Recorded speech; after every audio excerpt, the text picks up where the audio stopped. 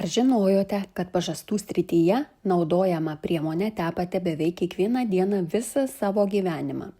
Jeigu turite greipso ligą ar kitų skydliaukės sutrikimų, verta atkreipti dėmesį ne tik į maistą, bet ir į kasdien naudojamą dezodorantą.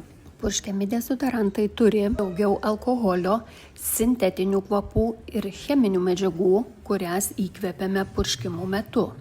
Kurį rinktis geriausia? Rutuliniai dezodorantai dažniausiai yra švelnesni odai, juose dažniau būna mažiau dirginančių medžiagų, nėra aerozolio, todėl neįkvepi papildomų cheminių dalelių. Jie padeda neutralizuoti kvapą, bet neapsunkina odos.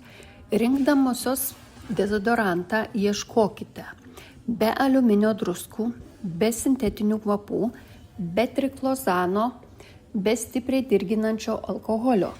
Tavo oda yra didžiausias kūno organas ir ką ant jos kasdien dedi, taip pat yra svarbu. Komentaruose parašyk žodį dezodorantas ir aš atsiųsiu 10 dezodorantų sąrašą, kurie dažniausiai tinka moterims turinčioms skydliaukės problemų. O jei šis video buvo naudingas, uždėk širdelę.